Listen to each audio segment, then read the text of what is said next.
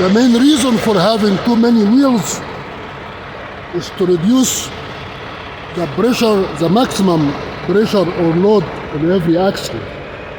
If you don't have too many wheels, the axle can reach very high temperature because of the excessive load.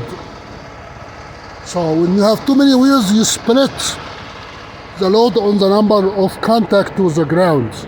Here you have, on this side, you have 12 wheels in the back, 12 in the front of the container, and on the tractor you have on this side, say, 4 on the ground and 2 suspended, that's 6, and 1 in the front, that's 7, that's 14 wheels on the tractor.